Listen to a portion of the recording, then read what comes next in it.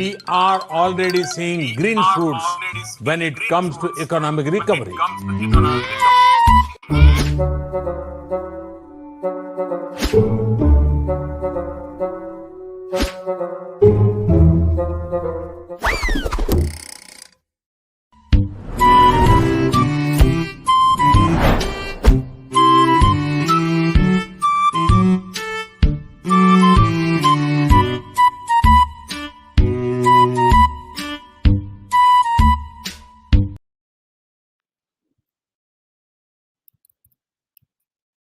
Hello, I'm Joe Athreya. I work with Center for Financial Accountability. Welcome to the fourth and final session of Npa Chapter, jointly hosted by NewsClick and Center for Financial Accountability. Over the last few months, we have been hearing songs of magic recovery and record growth for the Indian economy.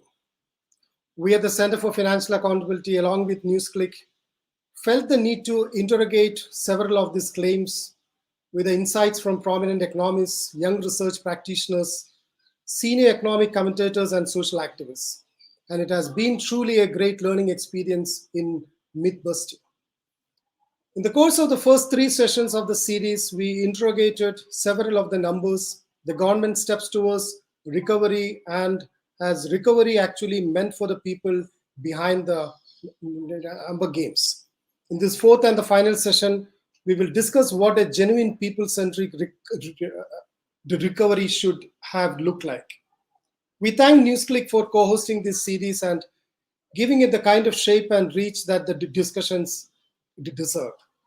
Finally, a special thanks to our friend Paranjoy Guha to Thakurta, who has been such a compelling moderator for the series. It's my pleasure to introduce him. Paranjoy is a senior journalist, but alongside he is also a writer, speaker, anchor, interviewer, filmmaker, and a teacher.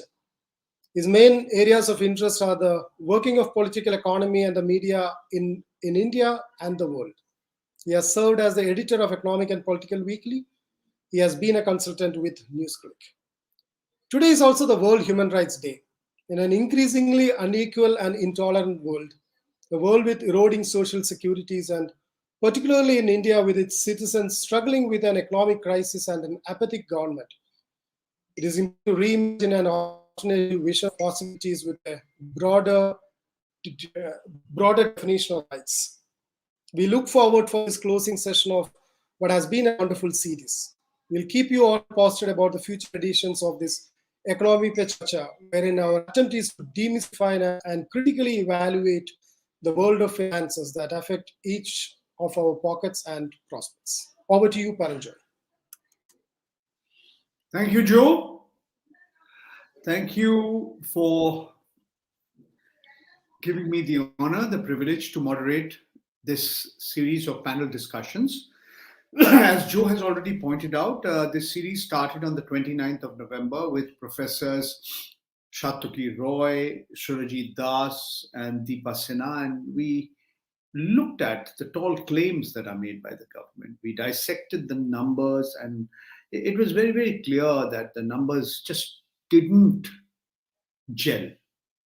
They were wild exaggerations. They were very, very selectively looked at. In the second discussion in the series on the 3rd of December, we had Professor Chirashri Dashgupta and Surajit Majumdar, and we also had senior journalist V. Sridhar, where we continued the earlier discussion and looked more specifically closely at the industrial sector. We looked at what the government's privatization plans were all about, what the national monetization pipeline was all about. And the general conclusion was that this is a government desperately short of resources and sort of digging in the hope of finding a gold mine which may never be there. But in the process, sharpening inequalities, and that's a subject which we're going to discuss in greater detail today. And in the third in the series, on the 6th of December, we had researchers Mrinalini Jha and Kinjal Sampath, where we looked at the employment numbers and the quality of employment and the quality of jobs that were being created or not created and the job losses. So in this episode, we're going to take this the concluding discussion in the series, and we're going to look at what should have been a people-centric or a people-oriented economic recovery program, and why what the government has done so far has really not worked in creating a less unequal, a more inclusive, and a kind of economic development where the bulk of the people would benefit. So let me welcome the guests who are with me here and who will be speaking. I'm very happy to have Annie Namala. She's a social activist working for the rights of the oppressed castes. She's been an advocate for people-centric, equitable development, and she's a director of the Center for Social Equity and Inclusion.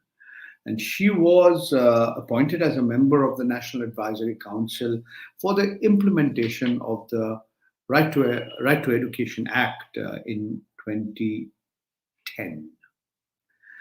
We have with us here Professor Rohit Azad. He teaches economics at the Center for Economic Studies and Planning at Jawaharlal Nehru University. He's been very critical of the neoliberal turn that has been given to economic policy making in this country, which has really left large numbers of people without jobs and poorer. He recently co-edited a volume called A Quantum Leap in the Wrong Direction, where he's talked about the political economy of the Narendra Modi government. And he also is a proponent of green growth through energy transition that cultivates a more sustainable and a more equitable future. We will be joined shortly. He's not here with us at this particular point of time, but he will be joining us very soon. Is VB Athreya. Professor Athreya taught economics at the Bharat Dasan University till he retired in 2008. And besides being an economist, he's also a social activist, very active in highlighting issues relating to gender, literacy. He's coordinated mass literacy campaigns in Tamil Nadu in the 90s, and he's also served as the president of the All India People Science Network. So I thank both of you, and we will welcome Professor Athreya soon. We'll divide our conversation into 3 or 4 segments. We'll look at specific issues, like we'll start with the Mahatma Gandhi National Rural Employment Guarantee Scheme, or the Act, and we'll look at how it has become that much more important for a government and for a prime minister that had earlier described this program as epitomizing the failure of the previous governments. Congress Sarkar ka asafalta ka pratik, to use his words, which he used in the Lok Sabha. We're going to look at issues specifically relating to healthcare. We're going to look at inequality, and we're also going to look at what now needs to be done. What's the kind of investment that we need to ensure that in the medium term and in the long term, the economic recovery is sustainable and equitable. So let me start with Professor Rohit Azad, and I'm going to thereafter move on to Annie Namala. And let's focus on the Mahatma Gandhi National Rural Employment Guarantee Program. At the time the economy was locked down, the country was locked down on the night of the 24th of March 2020. Then for the next 3 months, we saw what was arguably the biggest internal migration seen in this part of the world and perhaps anywhere in the world. And we've seen there was a second wave of the pandemic. We saw a kind of a reverse migration, contrary to past trends. people moving away from the urban areas to the rural areas and looking for jobs. And we saw more and more people seeking support through the Manrega scheme. And the demand for work by households under the Rural Employment Guarantee Scheme increased hugely, 89% to 2.54 crore households in April of 2021. And we see the demand for the scheme going up despite the fact that the government has not been budgeting for it. It's supposed to be a demand-driven scheme, despite the fact that payments are being delayed, and of course, the inefficiencies and the corruption in the program.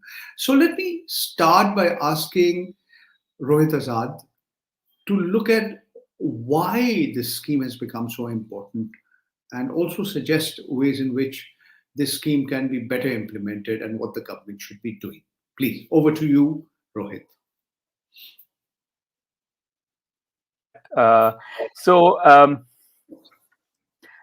Thanks, Paranjoy, if I can call you that. I think the importance of the National Rural Employment Guarantee Act cannot be made further given the context, as you said. This reverse migration itself is essentially a forced reverse migration, the exact opposite of what we would say in economics, that you have migration happening from agriculture to industry, the so-called Lewisian transition. You actually find the exact opposite happening, and happening not because of choice, but because of the forced lockdown and its effect in the long run in terms of the economic crisis. So I think not only does it need to be carefully spent, not carefully, not only do you require more money to be spent on it, I think there is need to go beyond the Rural Employment Guarantee Act. There is also discussion on the Urban Employment Guarantee Act.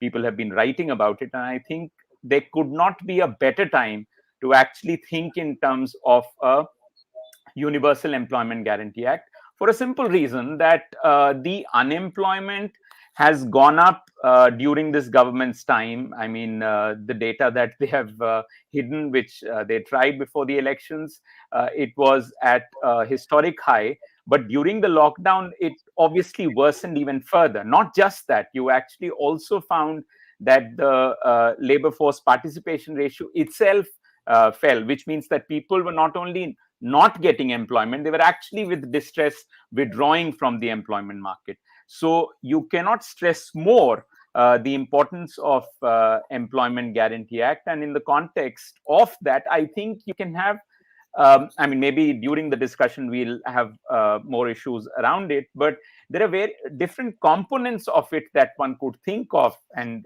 given the area that I work on, I could probably talk more about that later. Rohit, I'll just throw some numbers at you.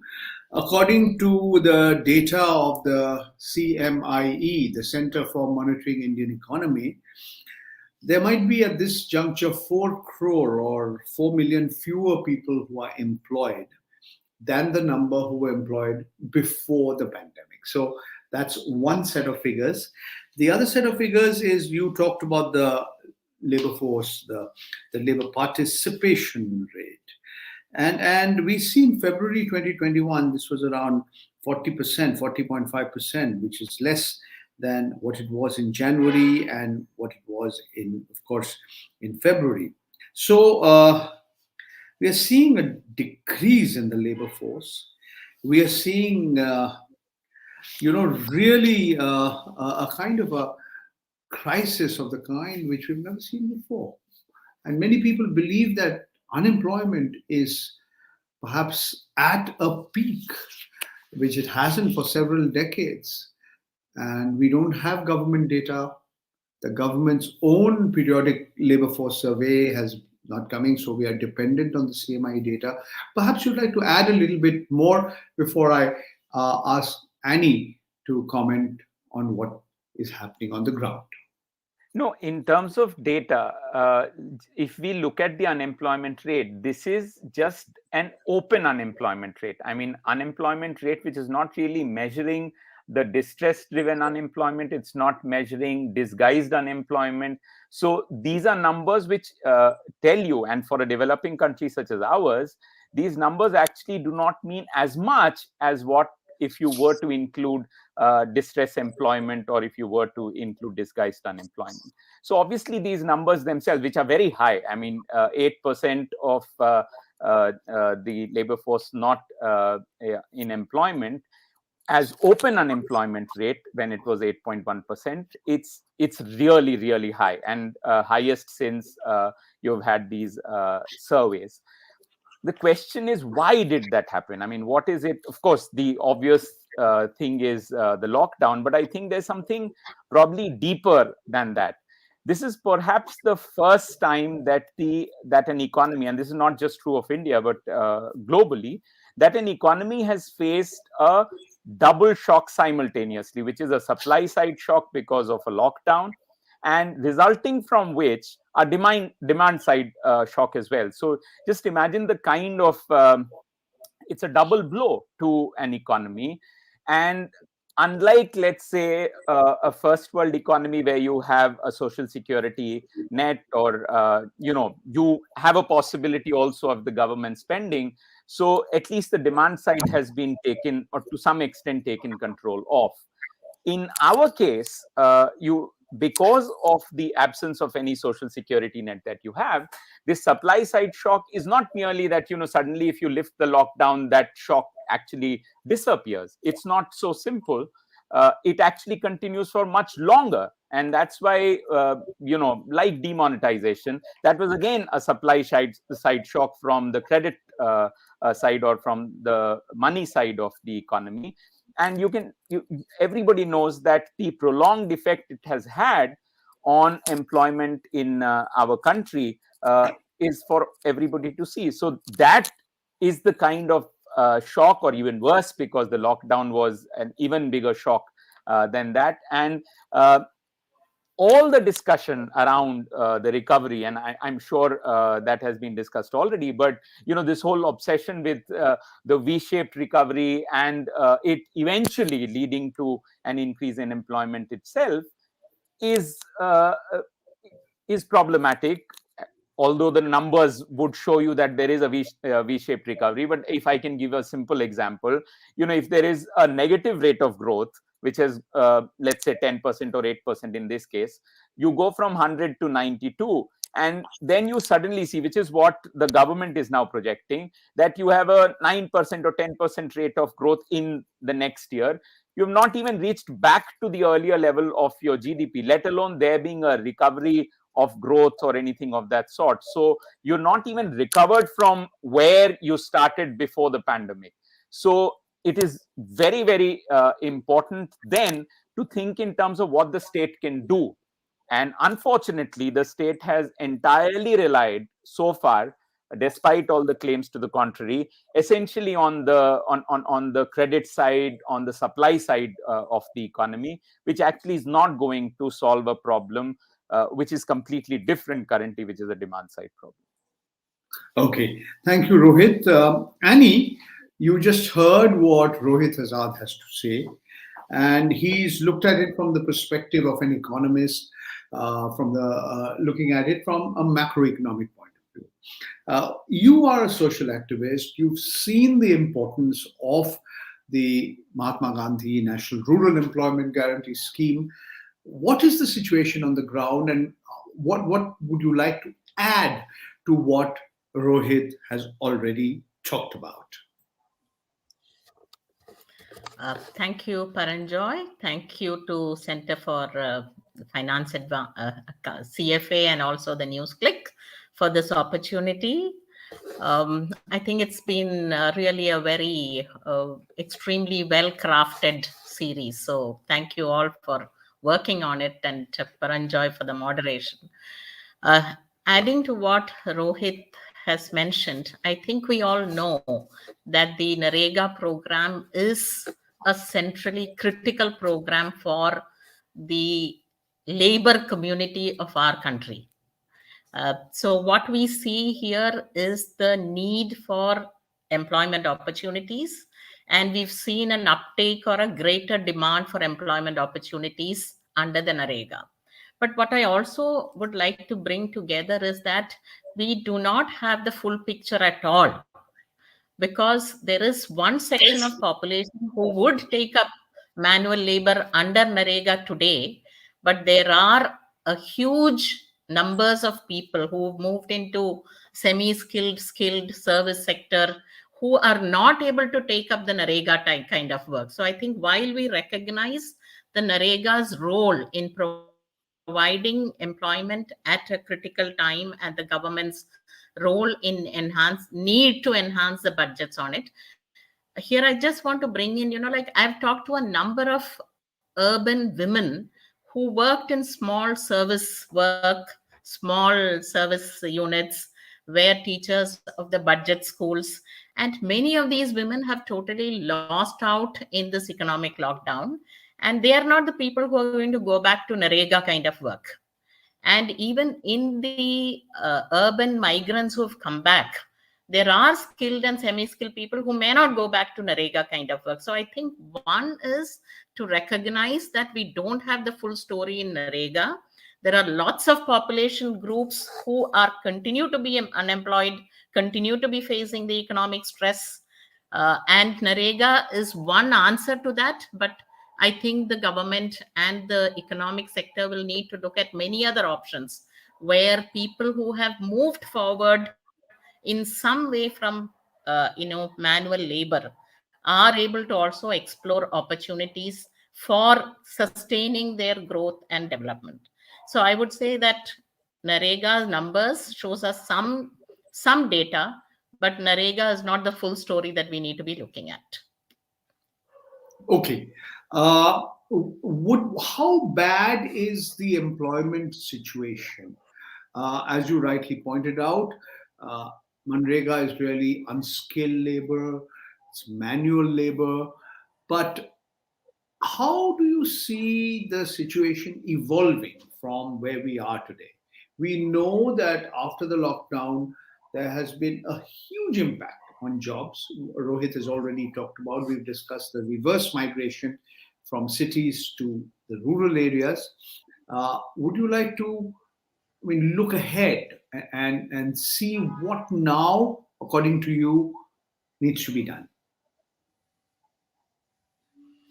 Yeah, I think I don't think we all have the answers to everything, but just looking at a few things, I think the whole lockdown and the migrants coming back was one kind of a highlighting of vulnerabilities and social divides that we already had, and we were not adequately recognizing it. I thought the migrant coming back would make us recognize the large sections of vulnerable people whose data we don't have, whose context we do not recognize.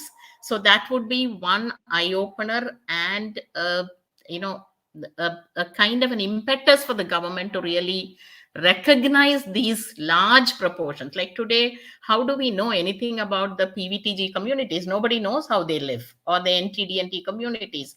So while migrants is one section that we could see very visibly during the COVID lockdown, I think the expectation was that if we want to recover from a pandemic of which we have no prior experience, how do we look at who are the people who are marginalized, who are the vulnerable, what is the nature of their vulnerability, how are they surviving and sustaining, and what kind of strategies do we need to build. So in that sense, I feel that the COVID is a big eye-opener for us to look at vulnerable communities across various sections and see their context and what needs to be done. So that is one dimension that I would like to look at. A second dimension I would also say is the need for state support for these communities. State measures, state support, which will ensure that their growth is sustained and they survive. Yeah. Okay. Thank you so much, Annie, Namala, for your views on this. Professor Venkatesh Athreya, so far what we've discussed is we've tried to look at the Manrega, the Mahatma Gandhi National Rural Employment Guarantee Act.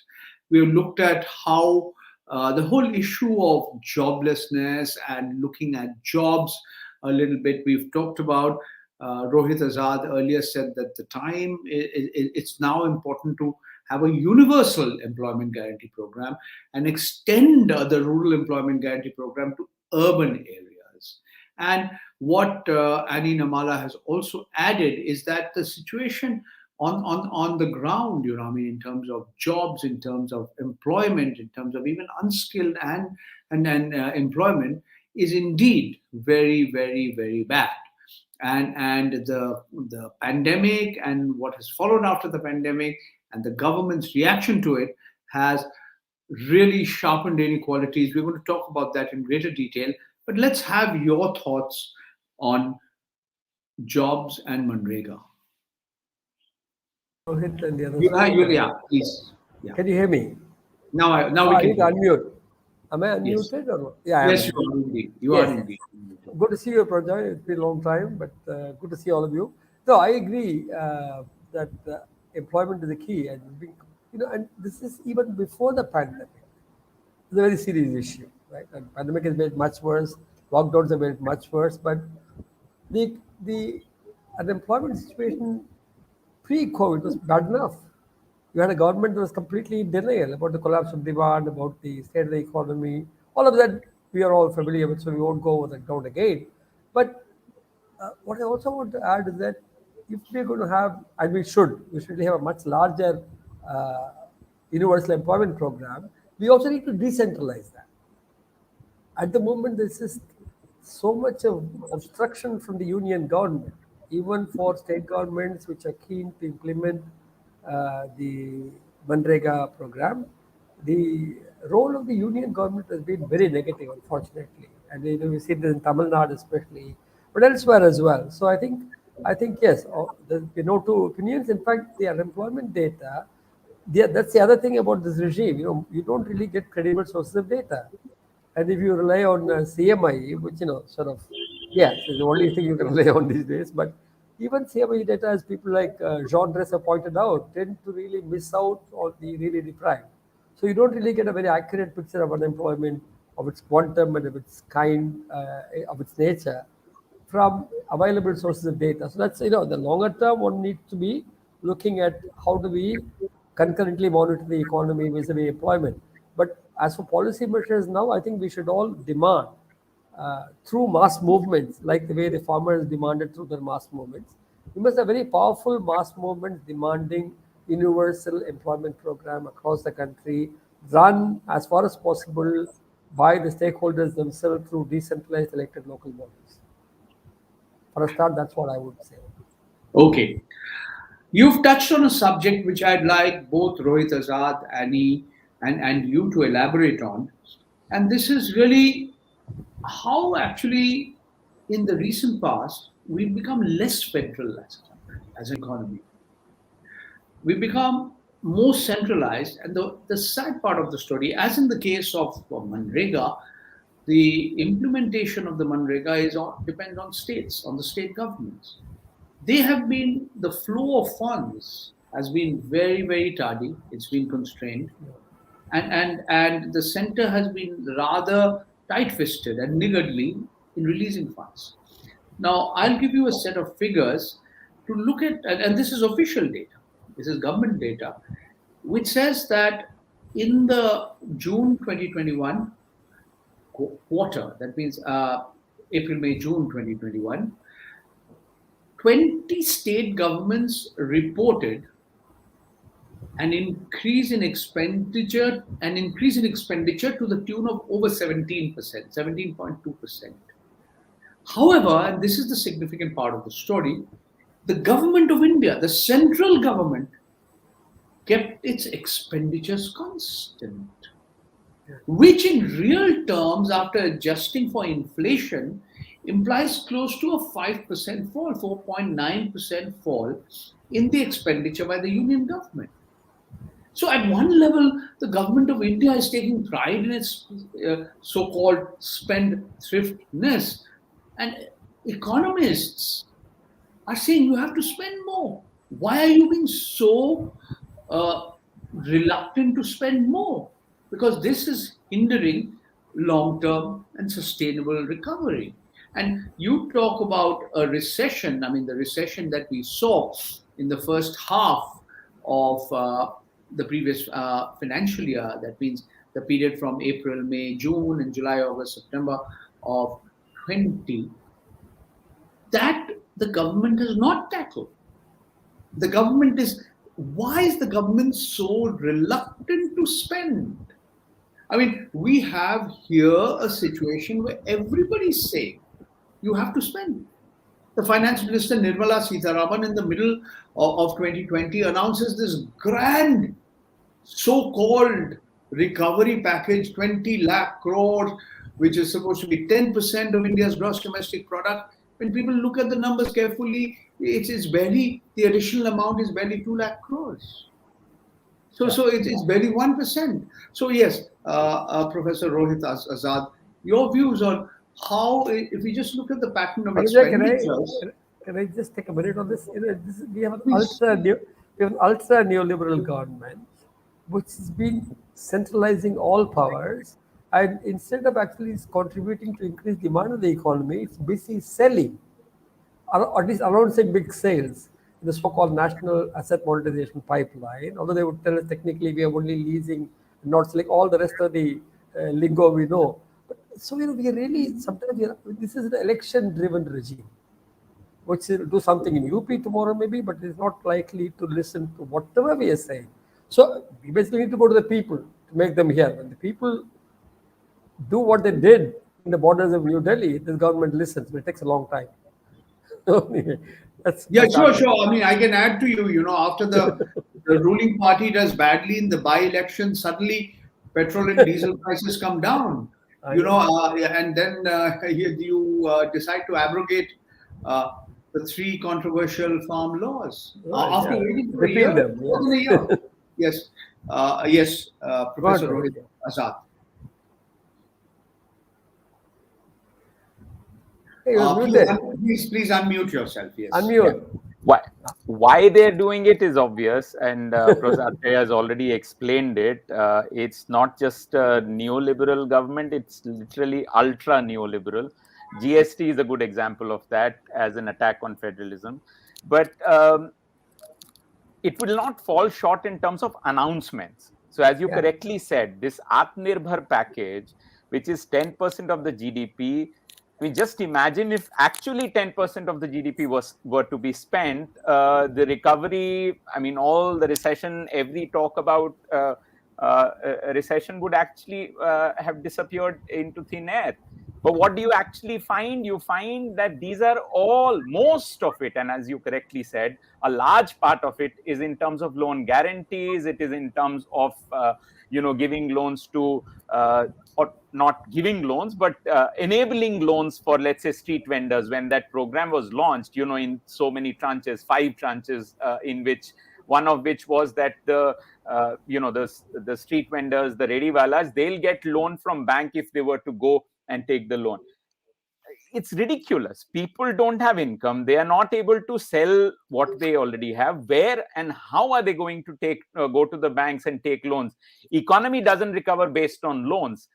Banks are sitting with excess reserves. There are not enough loan takers, whether from the, to some extent, there is household sector, the loans have increased, but mostly the loans have not. And the people in the precarious conditions in the economy are anyway not going to go and take loans. So most of this so-called package with so much fanfare was actually not a package. It was essentially just to show that they are spending. Now, if you were to ask me what could have been done, or the discussion on what could you do with this money, I think that if the same money were, and we say that every crisis, and the crisis of this kind actually also opens up an opportunity to try something new, where you go in the reverse direction. I mean, instead of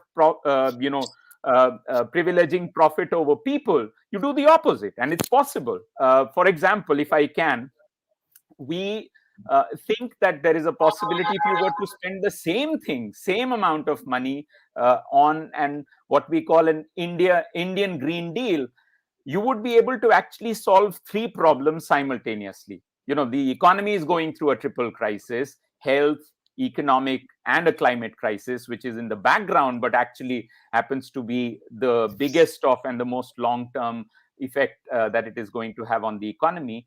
Through an Indian Green Deal, you would actually be able to solve all these crises while making the process of recovery itself more just, more redistributive by its design. So the problem is not in terms of possibilities. I think in terms of ideas, in terms of possibilities, there are many. It's the political will of the government which is lacking, and hence I totally agree with Professor Athreya that if the will is lacking on part of the government, then it needs to be forced by the people of this country to move it in a direction where redistribution becomes the center of any such recovery. I can elaborate on the program, but maybe later. Yeah, sure. Okay, let me ask Annie Namala to add to what we have been discussing so far. We see the economy of this country getting more centralized. We are seeing, whereas the responsibility for implementing social welfare programs are vesting with the state government, they don't have enough money. They're starved of funds. And the government of India takes pride in actually keeping its expenditure down so that the so-called fiscal deficit doesn't go, quote unquote, out of control. Yes. Yes, please. Annie Namala. Thank you. Yeah. I fully agree with what Professor Athreya and Rohit has said, but I have an added take on this. The added take for me is that, our government, whether it is this government or the earlier governments, are very comfortable and convinced that the poor of this country will survive somehow. They've already done that when they said, 28 rupees and 32 rupees is enough to survive. And there is no data on how the poor survive. So my take is that whatever government that we've had, it may be a change in degree, but the main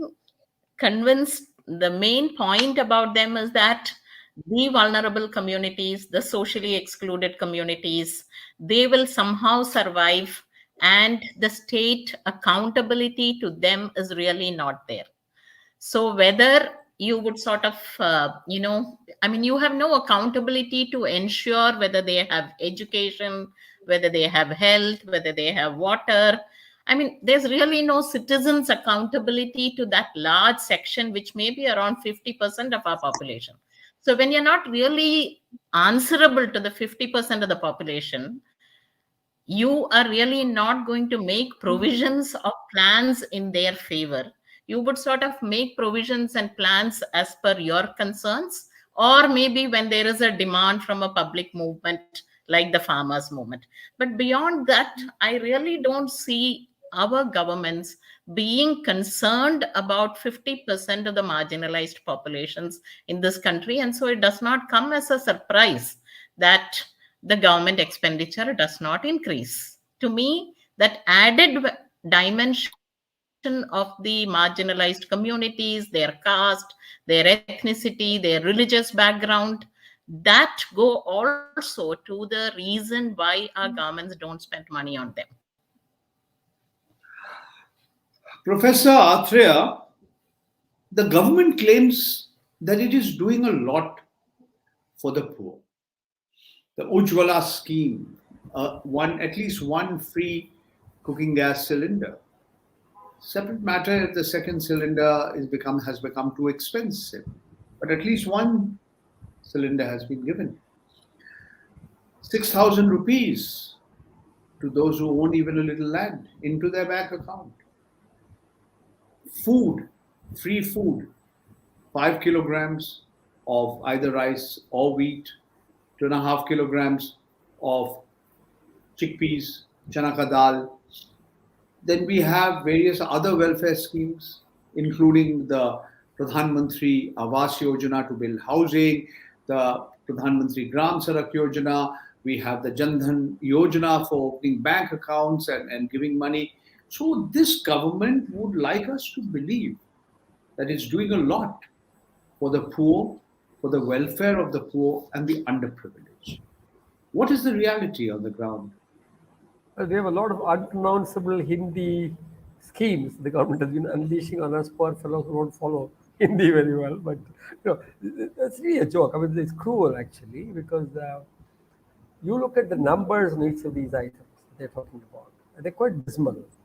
And I don't want to spend a lot of time on statistics, but if you talk about this 20 lakh crore, for example, I know this is one part of it was meant for the so-called MSMEs, right? Now, you know what is the crisis in the MSME sector today? In fact, they've redefined the MSME sector to include some big guys in the one end of it. But if you take the lower end of it, the MSME sector is absolutely, in very bad shape. And you talked about this 6,000 rupees. What was the demand from all the opposition parties and the economists? We said for all those households which did not come into the income tax bracket, give them 7,500 rupees a month for a period of 6 months and extend free grain for 6 months. This is said way back in April, May of 2020 when these announcements were being made. That was never done, despite there being a consensus across all the opposition parties and among economists. So, to say that we gave a one-time 6,000 rupees, we had a one-cylinder thing, meaningless. I mean, we're talking about a context where there's been repeated lockdowns. And I want to go back to the lockdown business.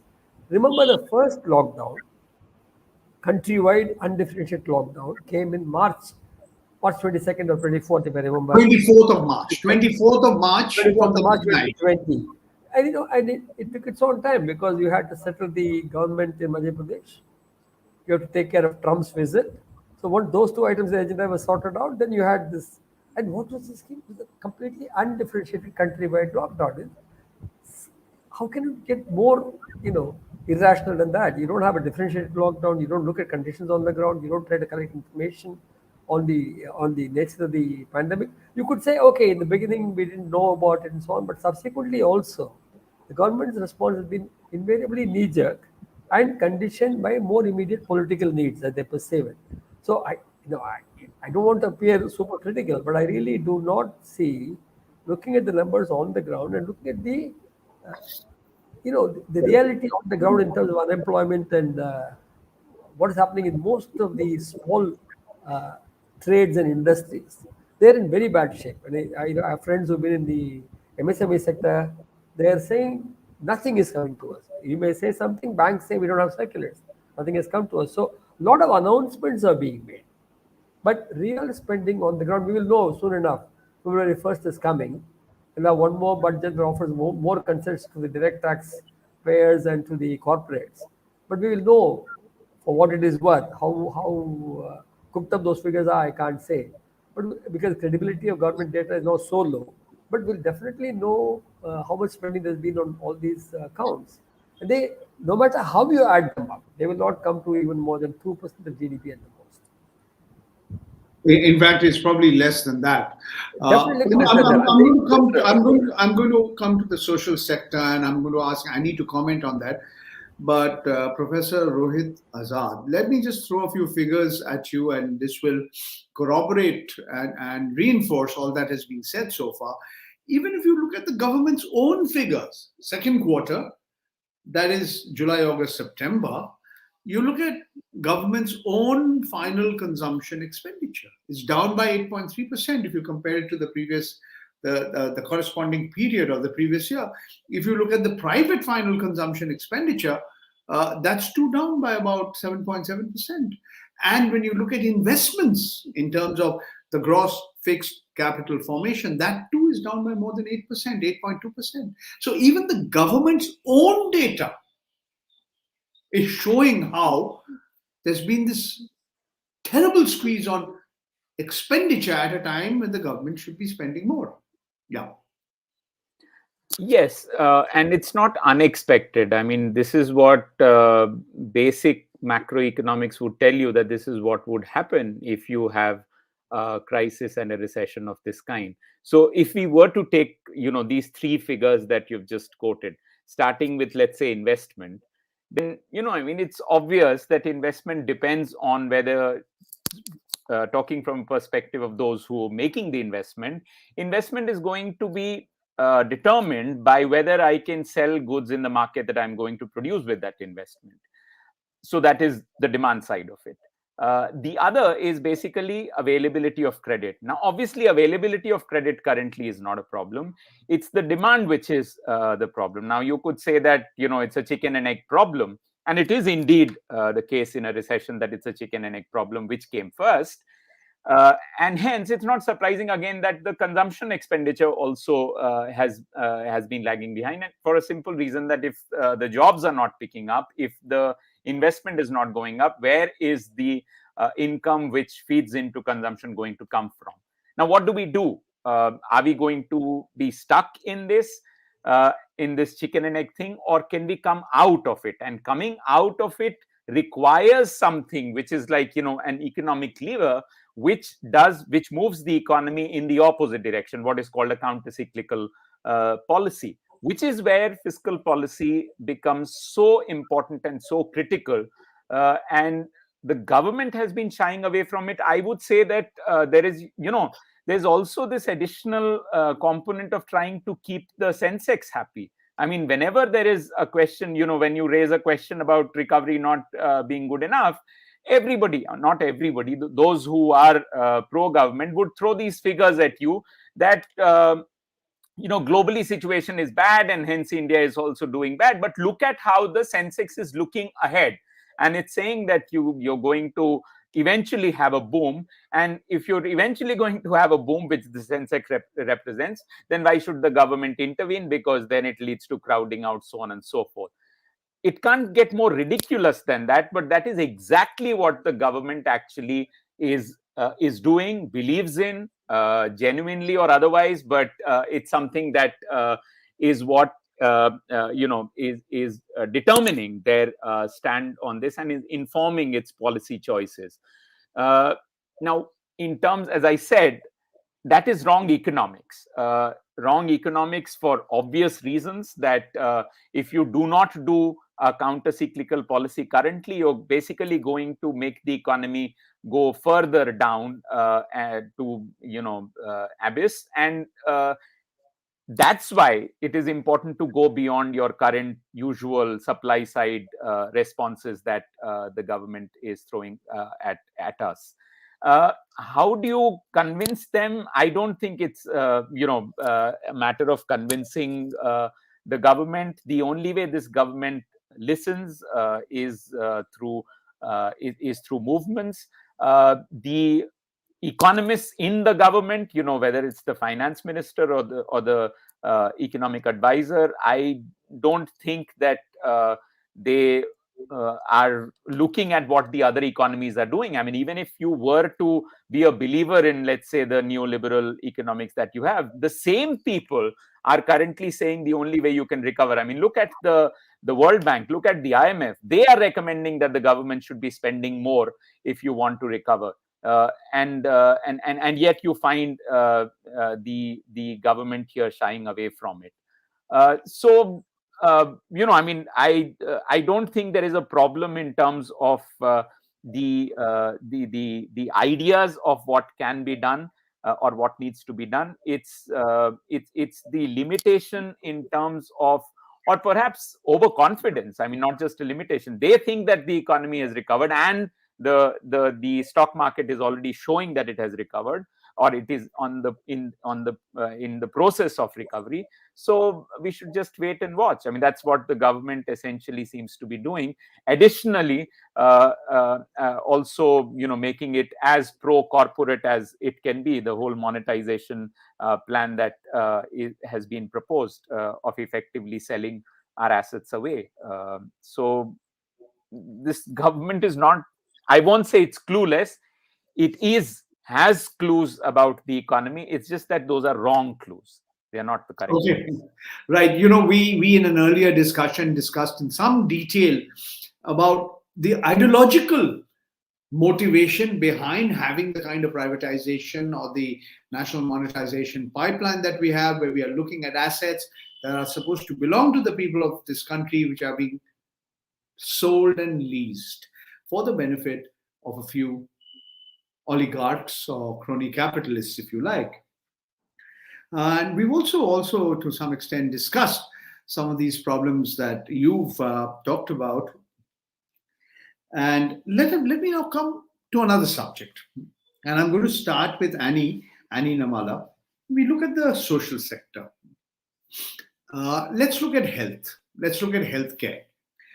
The pandemic has highlighted the terrible state of India's public healthcare system.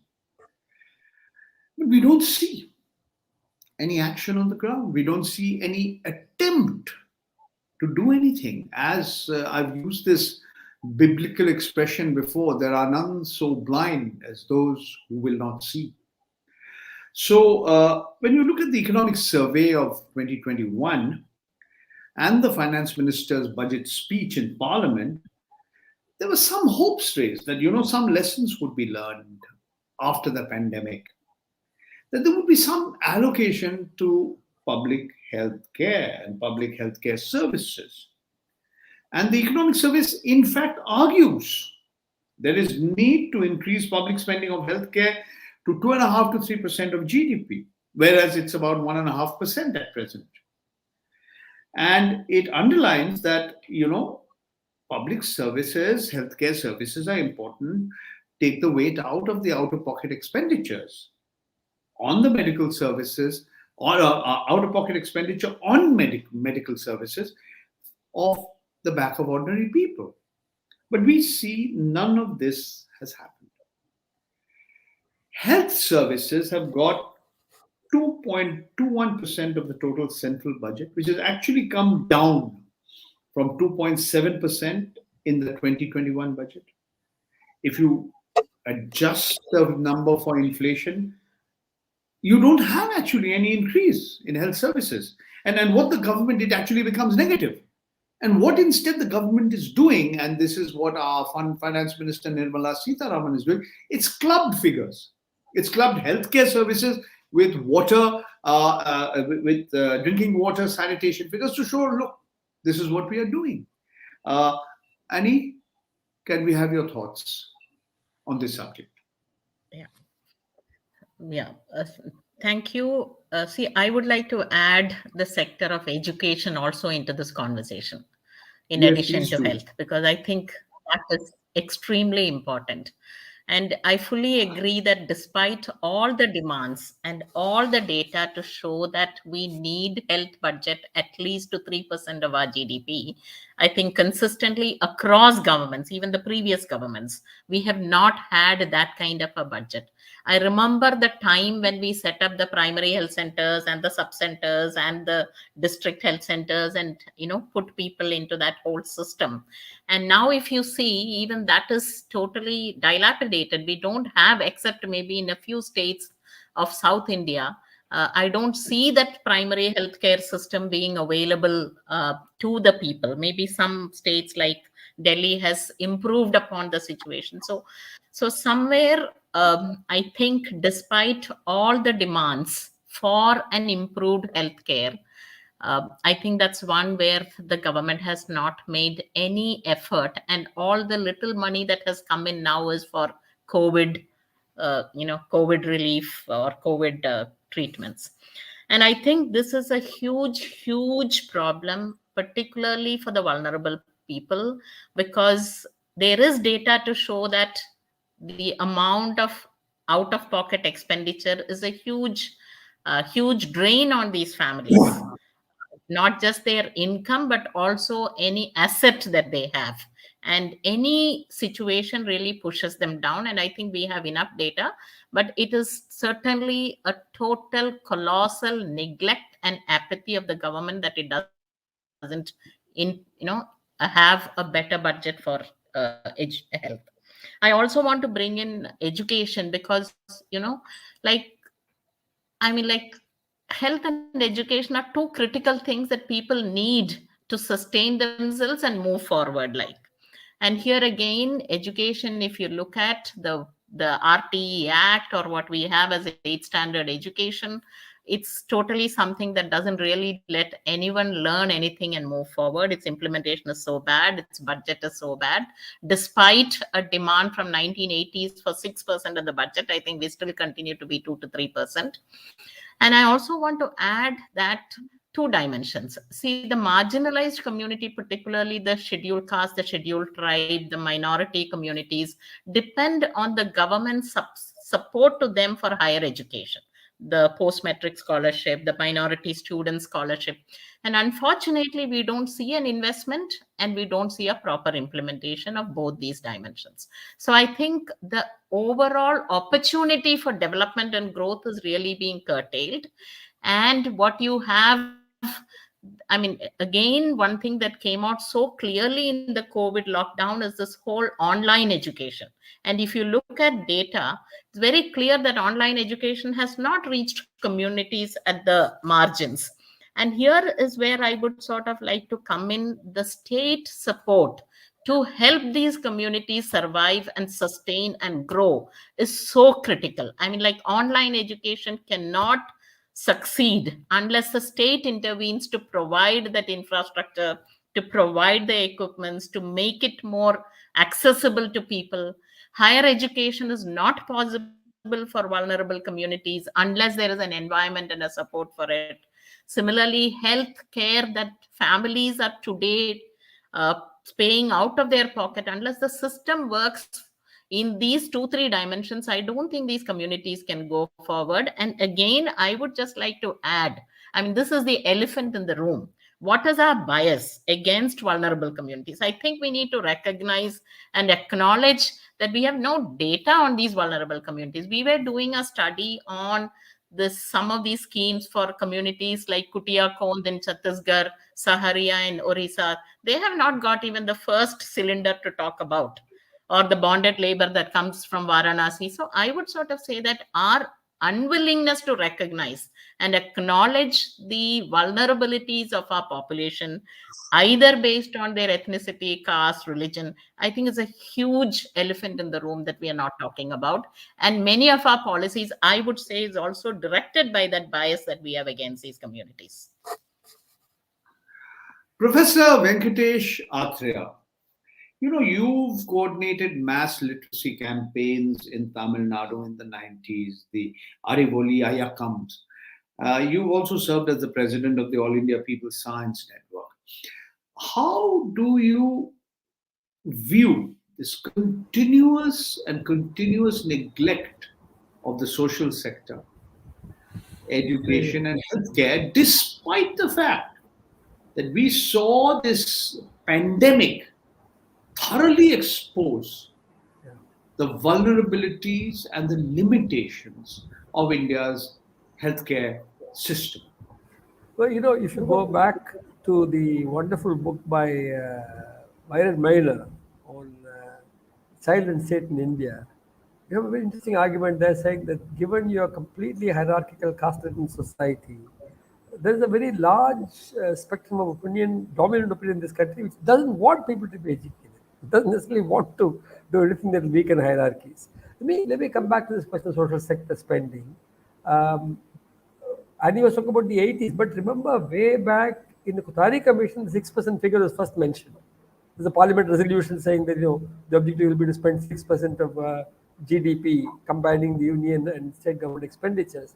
Then in 2004, when the union government was dependent on the support of the left parties, we had a commitment in the Common Minimum Program, which said education will spend up to 6%, and on health it will be from the then existing 0.7% or so to between 2 and 3%. Now, this is combined union plus state government expenditures. Now, these are two state subjects, both health and education are primarily state subjects. Unfortunately, education has been surreptitiously brought into the concurrent list in the emergency period and kept there. And now increasingly with the new education policy, there's a complete centralization of education policy. And so we are, facing states which want to do better on education and health fronts, are facing a challenge of centralization of policy and centralization of resources. Specifically in the period of the pandemic, apart from this question of online education, what we have seen, given the enormous constraints for online education, even in a relatively better state like Tamil Nadu, this pandemic situation has created a problem where girls are getting married off much younger, and some of them are being, in fact, taken into the flesh trade.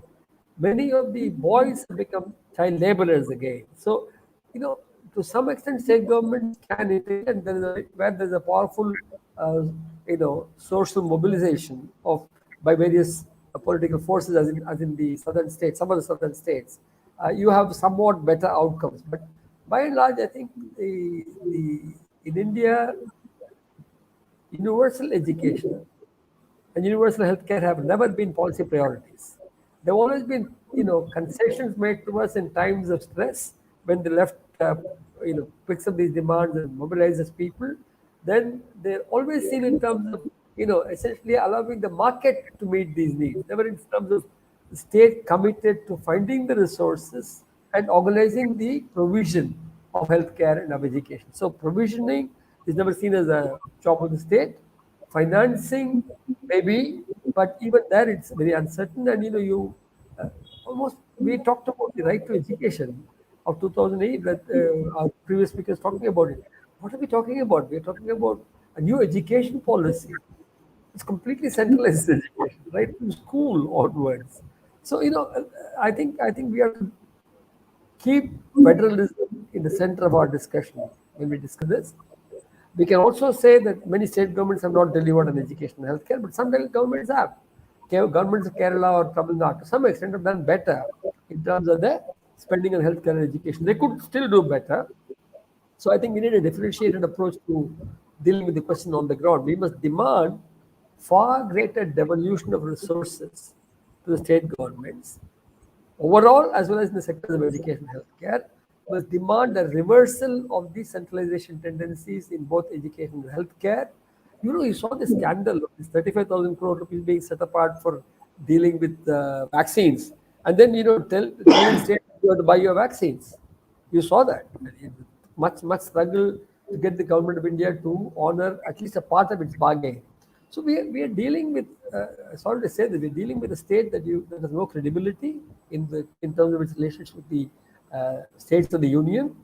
So we have a union government which is hell bent on centralizing powers and finances and resources, and then using it politically to blame the state governments for not doing what they're supposed to do. So apart from the class angle and the social hierarchy angle, we must also keep federalism in the forefront in this discussion. To some extent, we must demand greater devolution of resources to the states, and then onward to elected local bodies, I would strongly argue. And Kerala has given us a very good model in terms of how both in education and healthcare, decentralized democratic action can be very powerful. Positive takeaway in the midst of all this crisis. Okay. Okay. Professor Rohit Azad, what Professor Venkatesh Athreya and also Andy Namala has done is look at the expenditure of the social sector in this bigger context where the economy has become less decentralized, become more centralized, less federal, more centralized. And we are also looking at this continuing neglect of the social sector. I mean, no country in the world has ever been able to move ahead and develop by spending what we do, what we in this country do on healthcare and education. No country in the world. And yet, when some international data comes out and comparative data comes out, which says that look, Bangladesh is doing better than India, we sort of feel very, very our sort of patriotism takes a beating, and we feel very, very hurt about the whole thing. So how do you explain not only this continuing neglect of the social sector, but the fact that it has actually become worse in the recent past? Post-pandemic?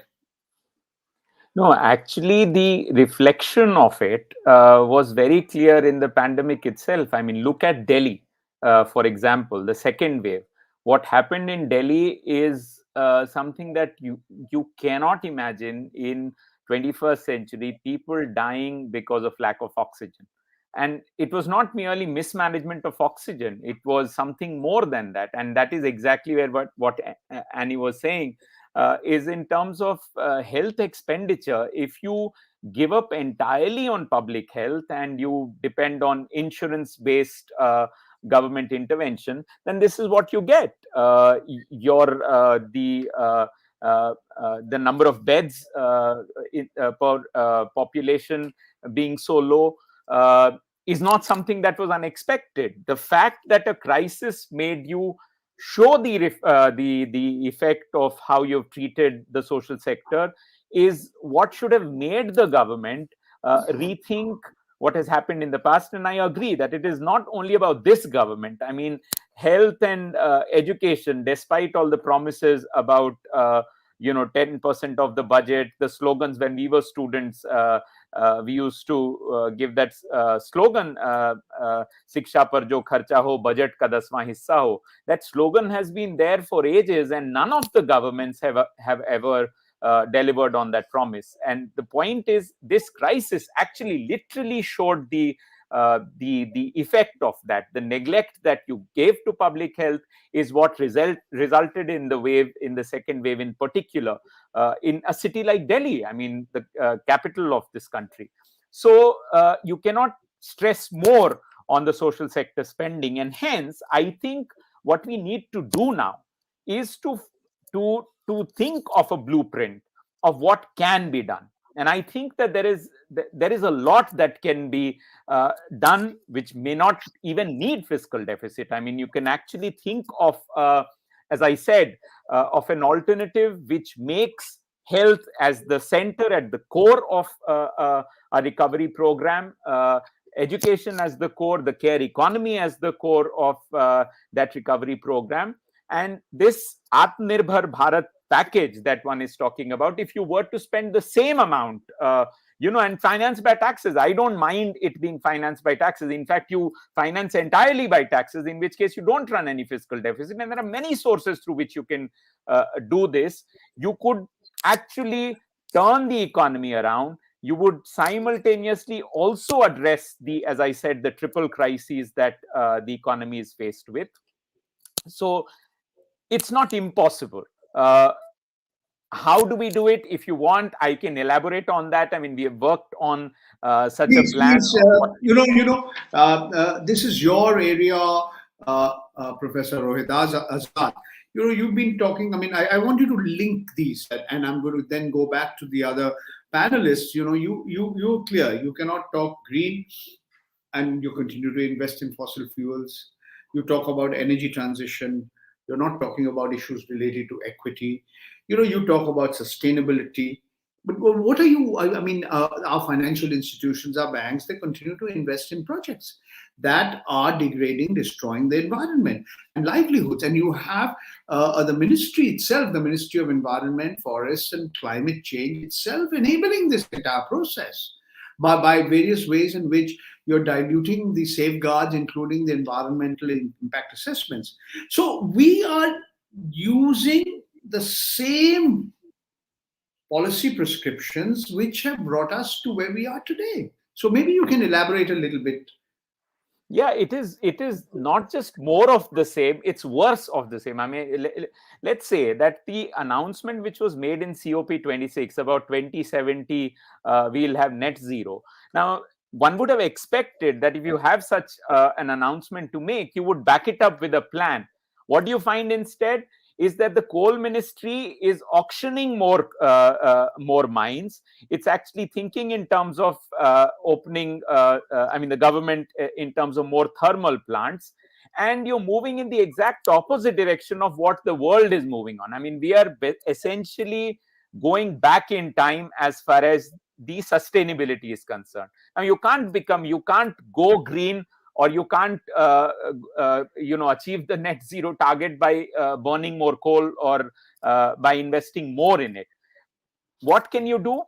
You can actually think of a green energy program in which you actually spend in terms of both moving away from fossil fuel dependent economy, by investing in renewables in a big way, which will help you actually achieve the target that you have set, while trying to make the economy more energy efficient. Our energy efficiency of this economy is one of the lowest in the world, and you can, by minimal expenditure, you can actually improve that.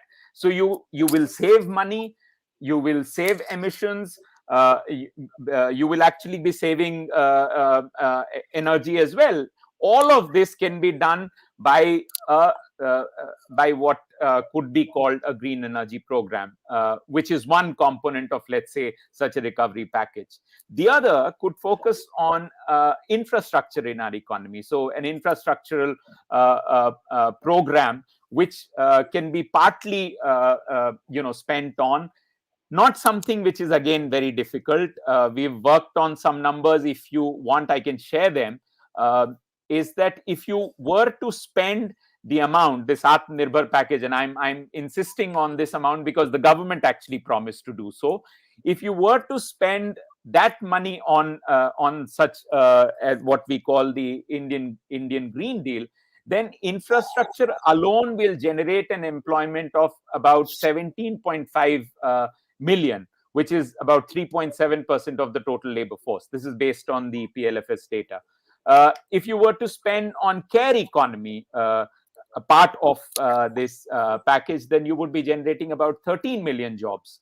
In green energy program, which actually is going to employ more people than let's say the fossil fuel industry, almost 3 times. The data itself shows that if you were to spend a rupee on the fossil fuel industry, the amount of jobs that it generates, the same rupee will generate actually 3 times the job if you were to spend it in a green energy program. So it solves the problems. It, as I said, solves the problem of the health crisis, because you would actually be spending on health, you would be spending on the other social sectors, as I said, of school, education, as well as the care sector. Then, in terms of the infrastructure, which we keep talking about, whether it is transportation, whether it is water infrastructure, all of this, in terms of an economic policy, can actually be thought about. In the United States, they are talking about the Green New Deal. It's quite possible to do something far more interesting, something which is more inclusive, something which is more employment generating in India as well. And as I said, every crisis, I mean, one option in a crisis is you go down the same path, the beaten path, that okay, we start spending more. It's not merely that. Actually, we can restructure the economy and put people as at the center of that recovery. And that is a possibility. That is something which can be done. And as I said, you can do it if you're obsessed with fiscal deficit without going for deficit financing. You can finance it through taxes on wealth. You can, So I would say there are possibilities. Sorry. Thank you. No, it's fine.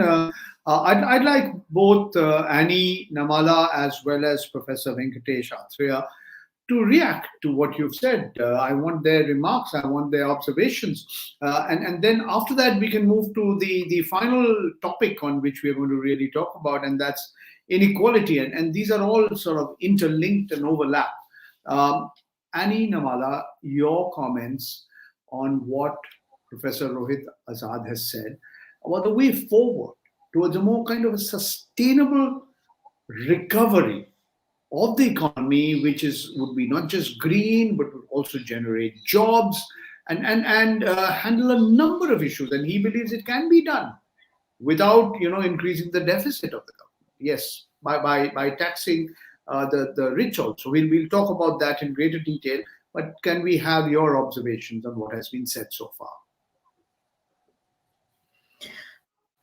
I think what Professor Rohit has said is very, very logical and very relevant, and is something that we should be doing. I mean, like what Professor Athreya and Rohit said, it's not that there are solutions are not available or solutions are not there in the public space. Solutions are there, strategies are there.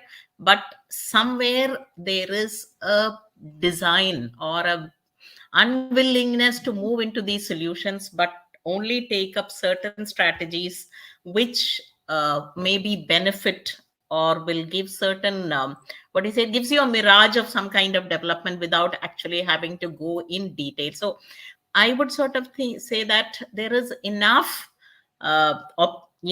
experiences, enough strategies, enough knowledge that is all around us that the government can use, and there is no dearth of such solutions. So two things I think I would like to bring in here. One is, I think there is a conscious effort to keep the voices out of a large section of people. You don't want to really have any of their voices heard, and you would make all kinds of strategies so that those voices are curbed.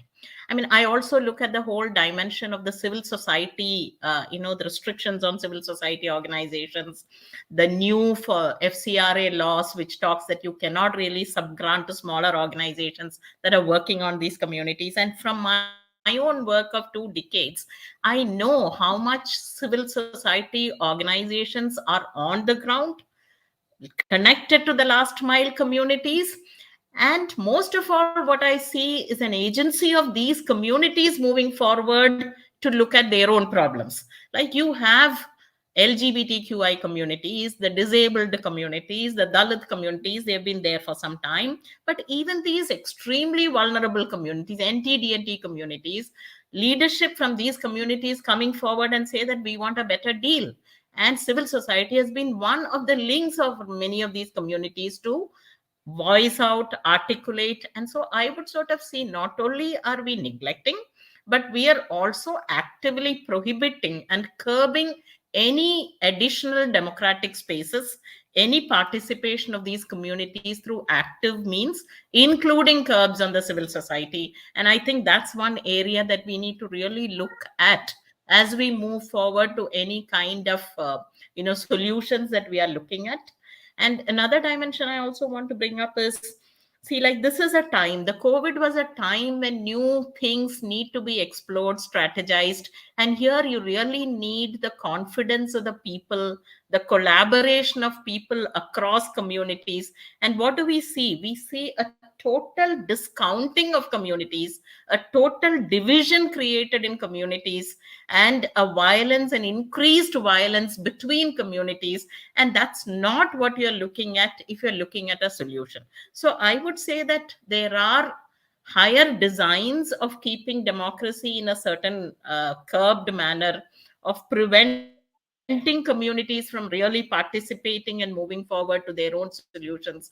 And I think those are part of the larger things which we are really not talking about. We may talk about unemployment, we may talk about investment not being there, but I think we need to also look at these deeper dimensions of our civil society and community participation in the solutions that we are looking at. So I think there are solutions available, strategies available. It's how do we get them on board, with the government and with society as a whole. Thank you very much, Annie, Namala, for that important intervention. I think you've highlighted how civil society organizations are being systematically downgraded, even demonized as anti-national by the manner in which the government has been implementing, among other things, the Foreign Contribution Regulation Act. And you also sort of highlighted the point that Professor Rohit Azad made. There are solutions, there are strategies, but you have to have the determination, the political will. Professor Venkatesh Athreya, to use a language which you are not very familiar with, political will, Rajnaitik Ichha Shakti. This seems to be what is a key failure. This is what has been lacking. So I'd like you to add to what has been already said, and then we'll move on to the final topic of discussion, which is looking at how Indian society has become more unequal. Yes, sir. Yeah, before I respond, let me also draw your attention to a comment by Mukesh Ambani in the comment section. This is quite sensible. He's saying that, what's the point of the discussion when this government is not interested in what economists think? So, of course, one can become cynical, but I think he has a point. Although I must tell him that we have all been publishing our work in papers and journals, so don't worry, Bhupesh, we are trying our best. This is not the only form of communication we have. But having said that, Paranjoy, some extent he's right. It's almost pointless to discuss options under this government. Don't forget, this is the government, union government, that tried to change the whole conditions concerning project sanctions in the middle of the pandemic. It wanted the whole environment procedures for environmental clearance procedures to be diluted. So obviously, this government is not committed to taking care of the environment or anything of that sort. But I do agree that with Rohit, that clearly significant expenditures in health and education will also create positive demand effects in the economy and will help the economy to revive, and it will also provide employment in all kinds of related services. So I think the case for spending, especially spending productively with health and education, is very strong. I mean, it's so obvious that one shouldn't have to belabor it. And in fact, if we did that, it will directly contribute to higher levels of productivity as well. And so, I don't think we should even be discussing this. And, I listen to what Annie had to say, but apart from the specifically, deprived sections, for the general economy, this is necessary. For the core of the economy, for everybody in the economy, it's necessary to revive it through such interventions. How do you expect this government to do it? Here's a government which is completely uninterested. They're interested in selling the assets of the country. I mean, you talked about political will. Yes, they have very strong political will in trying to sell the Hindutva ideology. And that's what they will do in UP. That's what they will do in subsequent elections. Although they had to bend to the farmer struggle for once, their agenda is very clear. So to some extent, we need to go to the people on these issues. And I think we can start by saying that if we can get decentralization going, again and again, I come back to that, because at least at the level of the state, we can mobilize better, fight better, and we can get state governments to move. They're more responsive to popular demands. This union government is, completely impervious and insensitive to demands of the population. And this is a particularly, current regime is a particularly obnoxious example of what centralization does to those in power. I really don't want to add much more to what's been said on this issue. Okay, I'll briefly make a few observations on some of the comments. Mubashirul Islam has pointed out how there are 94,000 vacancies for teachers. Sorry, there are approximately 3 lakh vacancies for teachers, and about 38,000 teachers were selected, but they haven't received joining letters. Then we are also for Rahman, this whole issue of disinvestment, selling the assets of public sector enterprises. We've discussed this in some length in one of the earlier discussions. I would urge you to have a look at those discussions. We've talked about in some detail. All of them are available on YouTube. You can get everything and hear them again. They've been long and fairly detailed discussions. And Himanshu, Damle, your question for Rohit, you talk about price to earnings premium. I think he's already answered that question. When you're looking at just stock market indices and claiming that these are indicators of a recovery, then you're actually just concerned about a minuscule section of the population of this country who are actually investing in stock markets and share markets. And Arun Basu, I think that's exactly the point that has been driven over and over again on this whole issue of over-centralization that is happening. And yes, Mukesh, you can say that we're not getting anywhere with this discussion. We still have to speak our mind. We still have to continue saying what we have to say. And Vishal Bhatnagar, thank you so much for your positive comments. And the Center for Financial Accountability, I'm hopeful, will be able to publish some of the proceedings of these discussions in the form of articles and papers, and let's hope that happens. Okay, it's like Paranjoy, we can I need. take Yes, a minute? please. Just say that Please go ahead. I've just finished a piece on 3 decades of neoliberal reforms, its impact on workers in presence of India, available at indiaresearcher.in. They can take a look at that if they wish. Okay. Indianresearcher.in, that's a site where you can pick it up. So we are almost sort of 1.5 hours into our discussion, and there's one theme on which I'd like all the three panelists to talk about. And maybe we can go in the reverse direction. I'll ask Professor Venkatesh Athreya to speak, and then Annie Namala, and to come to you, Rohit, Azad later. India was always an unequal country in terms of income and wealth. There is a lot of evidence to indicate that India has become even more unequal, especially over the last year and a half after the pandemic. I'll give you some statistics. The income share of the top 10% in India grew by 30% in the 80s to over 56% in 2019. And the bottom 10% earned only 3.5%. The share of the top 10% grew from, in fact, 30% in the 80s to over 56%. But the richest 10% of Indians today are estimated to own over 80% of the wealth. This is 2019 figures. One example, Mr. Mukesh Ambani. He's supposed to be, sometimes he's the richest man, sometimes he's the second richest man, not just in India, also in Asia. And he's supposed to be one of the wealthiest men in the country. Not in the country, in the world, I stand corrected. One estimate says that Mr. Mukesh Ambani was making 90 crore rupees every hour during the pandemic.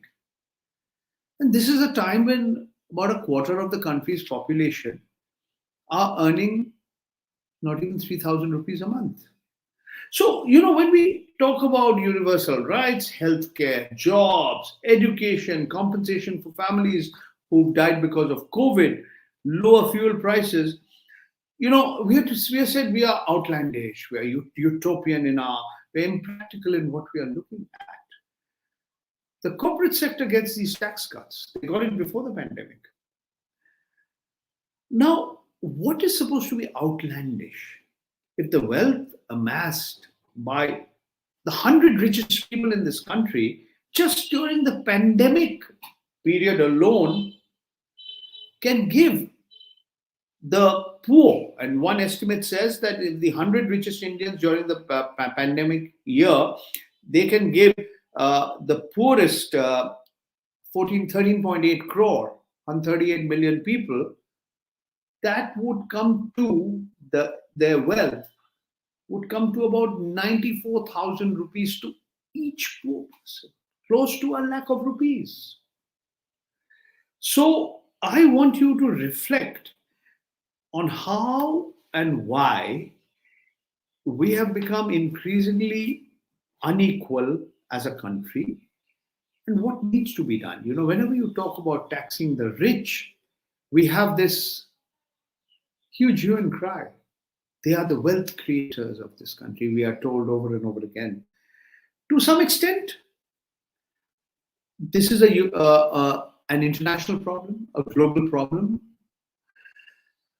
And the United Nations Secretary General, he talked about the rising inequality during the pandemic, and he says the myth that we are all in the same boat, that we are all floating in the same sea.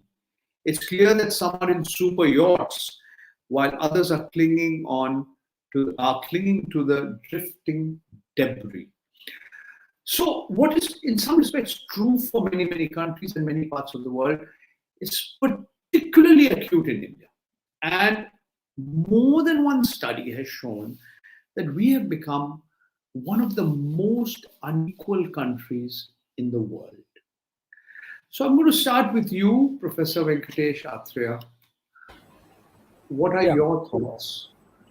As you said at the beginning, India has always been a very unequal country. and post-independence, we have not honored some of the most basic promises of the freedom movement. Land for tiller, for example. We have not carried out comprehensive land reforms across the country. A pocket, or some states where the left has been important as a mass force have had something of a good record in land reforms, but by and large in the country as a whole, to give you just one single figure, when Professor Mahalanobis estimated the amount of ceiling surplus land in India at 63 million acres in the early 60s, we till now have not even picked up 1/10 of that as ceiling surplus land and distributed it. So land ceilings, laws, implementation and redistribution of land has been practically a non-starter except for Jammu and Kashmir for some historical reasons, West Bengal and Kerala. Even there, it's quite small numbers, but something has been done there. But the rest of the country, there is nothing, right? So right away, you have a very strong axis of rural inequality in terms of access to assets. A large number of village surveys that I have studied and I've been associated with, we know that the bottom 50% of rural households invariably account for less than 10% of the area owned in that area. So there is huge rural inequality within the rural economy. But apart from that, the focus has generally been much more on gross rural urban inequality. But I want us to remember that India is a very unequal society, both in urban and in rural India, for starters. Number two, at least the regime that sought to pursue a relatively autonomous path of capitalist development from 1950 to 80 or so, while it didn't contribute to any reduction in inequality, it did not represent the kind of gross promotion of inequality that we have subsequently in the post-1991 period. In the post-1991 neoliberal reforms period, increased inequality has been celebrated as being essential for economic growth.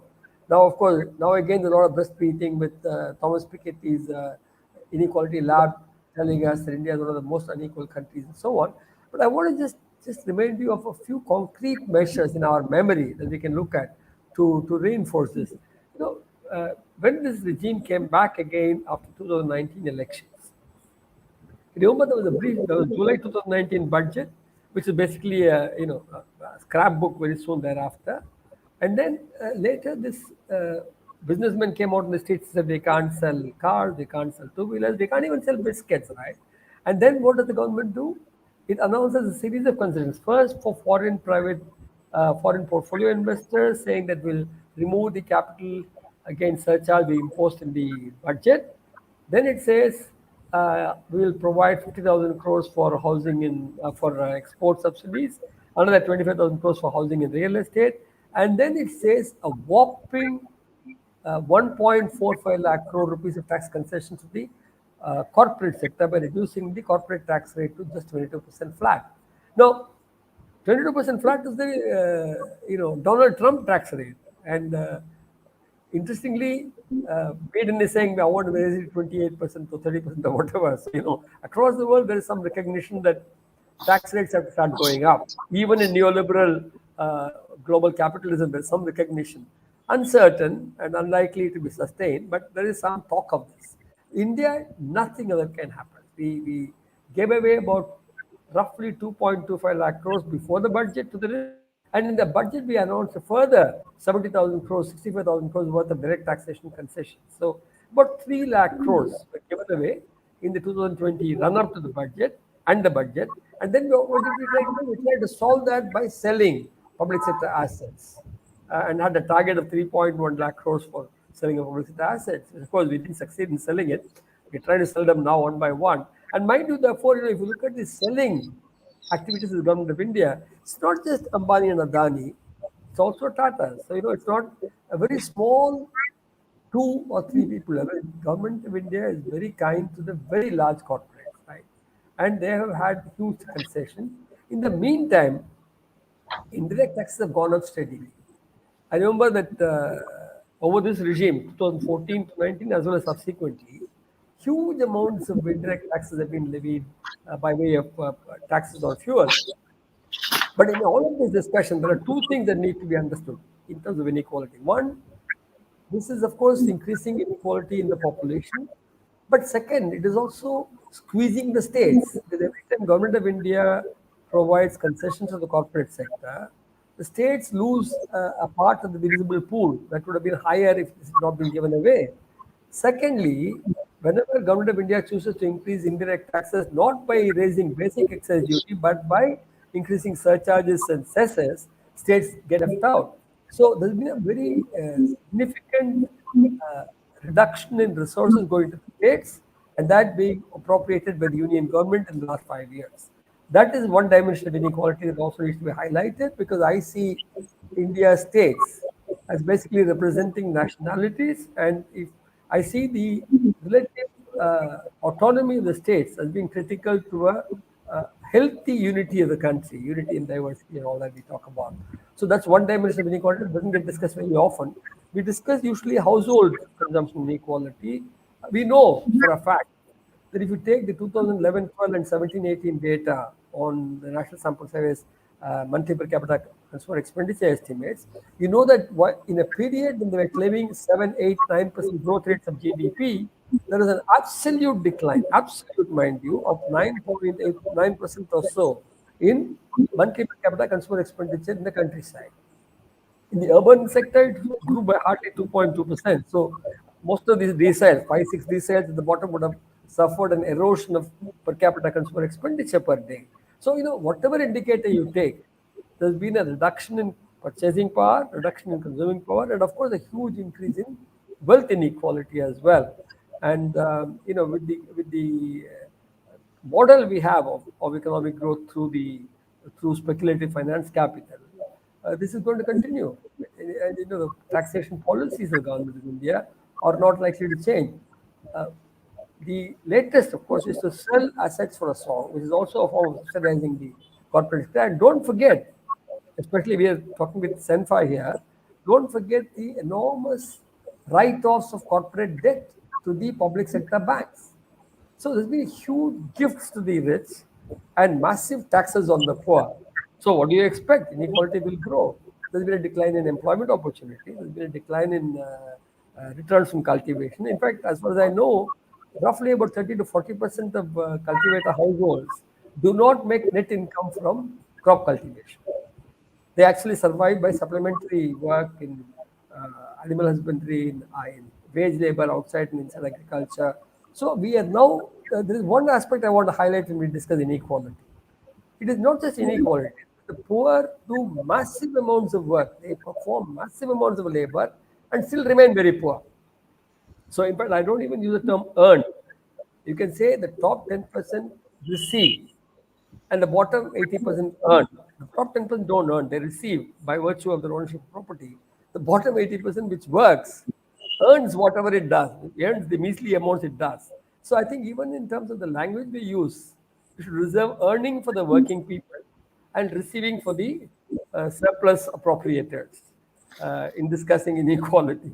But yeah, I mean, this is not, I won't say this is not sustainable, because in the capitalist economy, this is bound to continue happening. We need a fundamental change in this country. And to start with, we can demand greater decentralization in federal fiscalism, fiscal federalism. And then we can also demand, of course, through class and mass movements, policies which redistribute income and wealth away from the super rich to the poorer sections. But all of this is not going to happen easily, except through sustained class and mass struggles. And all dimensions of inequality have to be brought into the argument.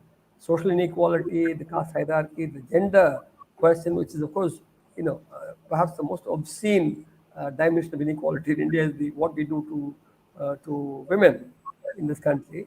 But of course, apart from economic inequality, which we talk about constantly. So, I mean, even if you could discuss inequality in the last part of your program, let's not stick only to economic inequality. Let's also talk about other dimensions of inequality. Okay. Yeah. Thank you so much, Professor Venkatesh Athreya, for sort of expanding the scope of this discussion and for your very, very perceptive observations.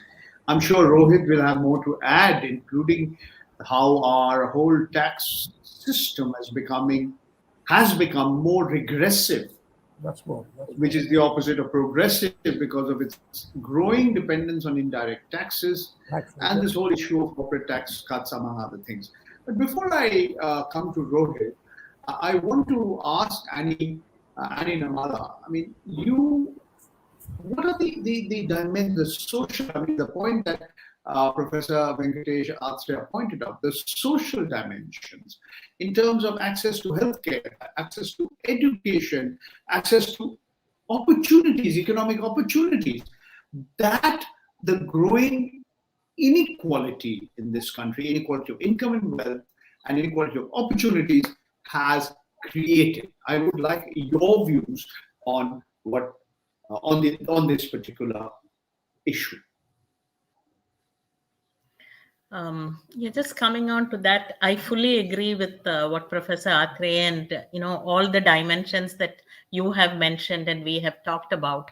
But my question is a little deeper. What makes the government or the state so comfortable to carry on like this? I mean, like, what is it that we have the numbers, we have the strategies, we have the data, we have the reports, but somehow it doesn't, like somebody said, it doesn't seem to be affecting the government. So what really makes the government so unaffected in such a context? And I think that's where we need to sort of look at it in a little more way, because I think my presumption is the government is, I mean, so comfortable with the position because, one, it knows that it is a voiceless community that it is dealing with, and it can go ahead with whatever strategies. And I'm not making only I think many state governments also do this. I mean, there are a few exceptions that we may have, but by and large, the majority is something where it is a voiceless community that you're talking about. So whether you say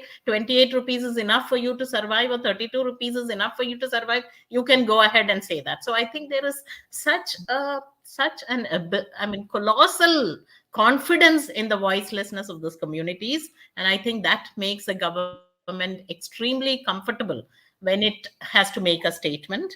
It is looking for its growth on the back of these vulnerable communities. Like what Professor Athreya was saying, when I used to work in the villages, we used to calculate the minimum wages and how much actually people earn, and in a year you have crores of rupees that the daily wage workers are actually contributing to the landlords of that area. And this goes on, I think, at a larger level, at the national level.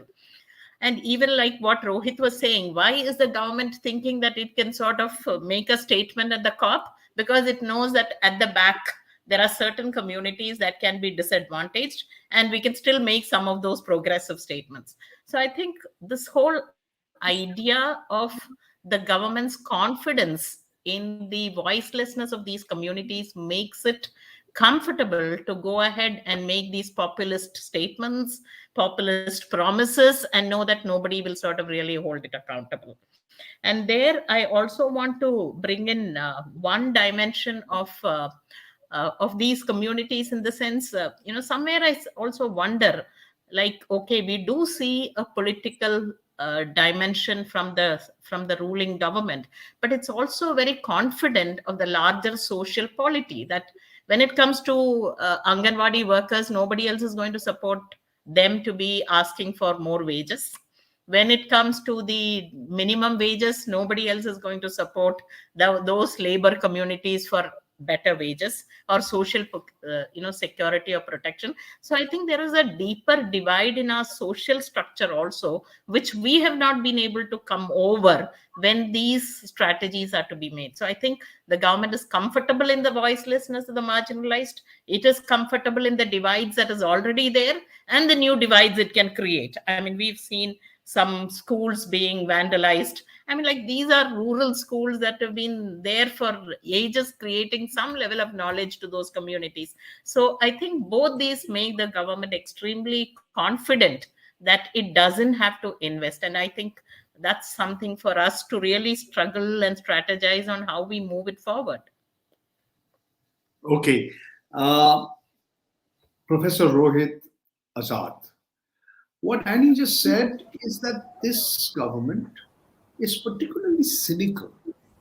It knows that the poor and the voiceless can be duped. They can be made in, that the populist promises would convince them that they won't be able, that they would still look at a messiah. And in a sense, we are, instead of progressing, we are regressing back to time, I mean, to feudal times and even before, and times like that. And she is also arguing that the government has become cynically confident that he can get away with these kinds of policies and programs which widen inequalities and widen every kind of inequality, including not just economic inequalities, but social inequalities as well. So I'd like your thoughts, as well as talk a little bit about what already Professor Venkatesh Athreya has talked about, and that includes the regressive nature of our taxation system. Yes. Paranjoy and Rohit, can I just make one observation before Rohit responds? Which is that, there has been opposition. You should also recognize that there's been large sustained movements of Anganwadi workers, of other sections of the working people. And what we saw in the farmers' struggle was an increasing alliance between the working people as a whole, workers and peasants. So I think it's not all negative. I mean, there are popular forces in the field fighting, facing repression, and we should give due credit to that. It can't all be only focusing on marginalized sections. We have to also look at the masses of working people and look at their concrete demands. So mobilization has to be at all levels. And I think that, I feel much more positive about what's ahead of us in terms of the struggles. So, yeah. Sorry. In other words, Professor Rohit, Azad, what Professor Venkatesh Athreya is saying is perhaps Annie Namala is being a little, she's being a little, her outlook is a little bleaker than it need be. And perhaps there's, room for some hope, some rays of hope, some silver linings in the dark cloud, that it's not entirely bleak, that there are protests, there is agitation, and the most recent example is the abrogation of the farm laws. And despite attempts made to brutally suppress the agitation, despite describing them as anti-national Khalistanis, Pakistanis, confined to a small geographical area of India, Punjab, Haryana, Western Uttar Pradesh, we see, whatever may be the reason, including the political reasons, the government has had to backtrack. Mr. Narendra Modi has backtracked. He's used two words which he's never used before. He's used the word Shama, which is like forgiveness. Of course, he's asking for forgiveness because he could not convince a section of the farmers why the gift that he was offering to them they did not want. He's also used the word tapasya, which is like a kind of asking for a penance or a forgiveness. Yeah. So I'd like you to remark on what has been said so far by both Professor Venkatesh Athreya and Annie Namala. Yeah. So I'll come to the first part that you asked me later in terms of where do I see this going. But I'll talk a little bit about inequality because that is what you started with. And I think that, this is for the first time perhaps in the post-reform period that, we've heard about suffering India, shining India, and these terms we are Bharat versus India and all that.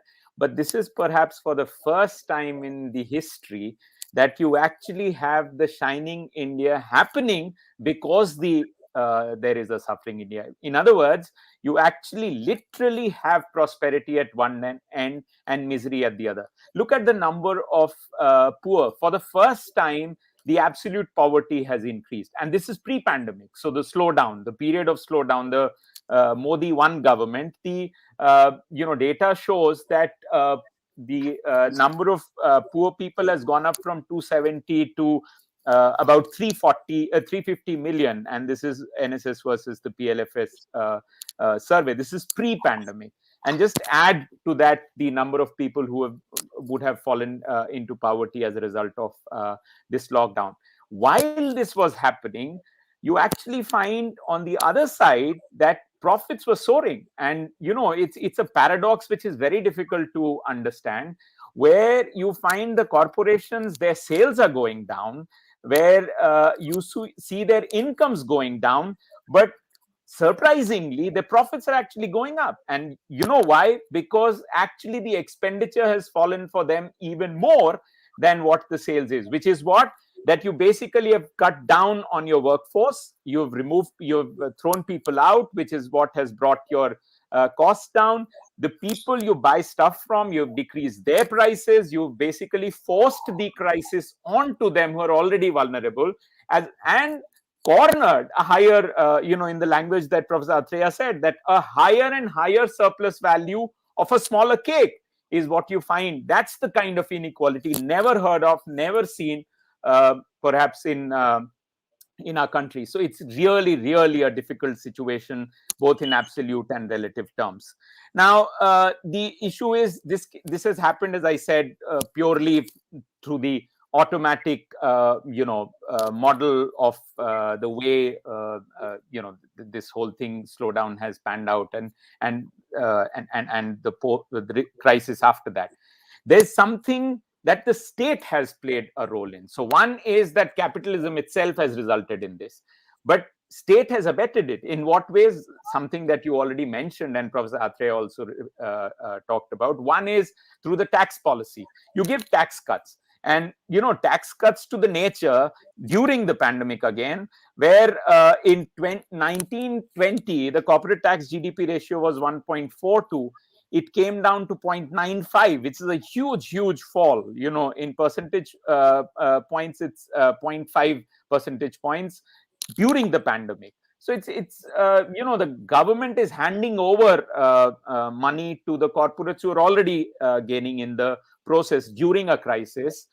Then you have the Npa write-offs. So both through fiscal and through monetary routes. What is an Npa write-off? These guys have not paid the money back to the banks. They had taken loans. The loans are essentially non-performing.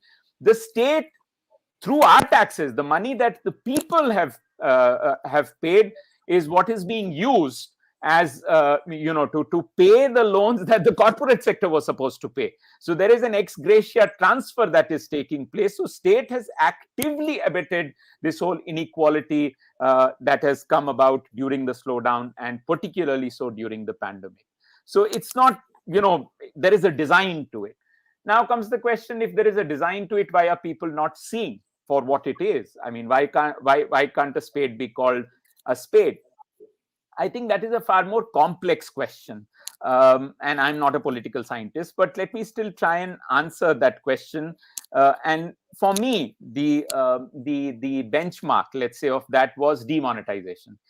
Something for which people had to face what they did, and yet people re-elected this government, has to do perhaps, and still to some extent, because of the faith that something good is happening. Even though they themselves faced the crisis, even though themselves stood in the line, they still stood in the same line to vote for the government which inflicted that misery.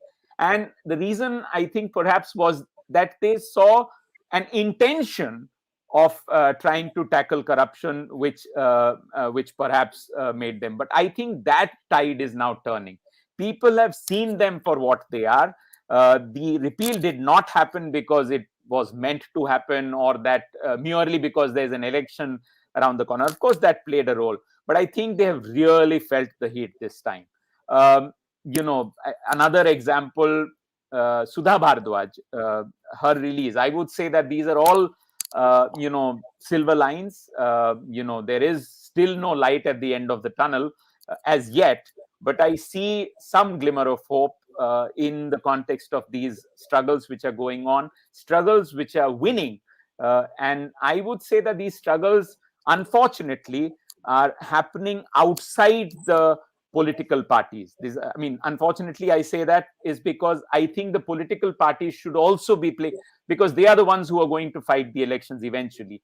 They should have been at the center of this. Unfortunately, they are not. It's the students, it's the people, it's the farmers, it's the workers, it's the tribals who are essentially fighting this battle. And that perhaps may lead to alternatives in the future. Thank you so much, Professor Rohit, Azad.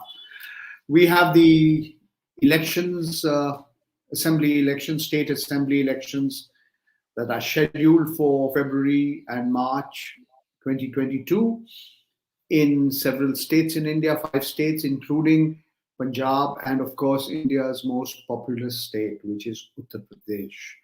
And we'll have to wait and watch to see if what has happened in the recent past gets reflected in the electoral outcomes. And we'll know only after a few months. We saw what had happened in the other states like Bengal, Tamil Nadu, Kerala, and of course Assam. And I see Professor Athreya no longer with us. I was hopeful he would be able to. I'm hopeful he'll be able to rejoin us. If there are any closing remarks you want to make, Professor Azad, and then if Professor Athreya doesn't join us, I'll ask Annie Namala to make the closing remarks. Anything else you'd like to tell us, Rohit? I think I'll just end with one thing, that ideas are there. There are alternatives which exist. It's the will which is not there, and political will, as I said in the beginning, political will of the government not to deliver. Ideas are not the problem. I think if as people, one can force the government to deliver on ideas, there is a brighter world possible, and hopefully in 2024 we would see that bright world on the other side. Annie Namala, your closing remarks. No, I see Professor Venkatesh. Wait, hold on, Annie. I see Professor Venkatesh Athreya has been able to rejoin us. Yes. We are just sort of taking everybody's closing remarks. Would you like to make a few closing remarks before we conclude our discussion? Yeah, I think the last couple of years have demonstrated, in far greater detail than before, the nature of the system we are dealing with and the nature of the regime we are fighting. There can be no ambiguity about this. And I think, although Rohit was lamenting the fact that political parties are not playing a more important role in these struggles, I wouldn't totally underestimate their participation, for example, in the farmer struggles, in forms that are more acceptable for a mass struggle of this kind. You may not find explicit political participation, but certainly, I know for a fact that mass organizations of left political parties played very important role inside these mass movements. And that is bound to be the case when you have a very large heterogeneous mass movement. It is good to have that kind of a broad coalition rather than have labels that may separate people. So yeah, I see your point. I think it's important that all these enter the political process, have very specific forms of mobilization so we can go forward. But that's a process and it will happen. I mean, it is excruciatingly slow for people like us who've been at it for a very long time, but that's life. And I'm confident. I mean, I keep saying that where else can the world go? We will get there. Thank you, sir. Thank you, Professor Athreya, for that optimism that you've shown. And we'll have the closing remark from Annie Namala.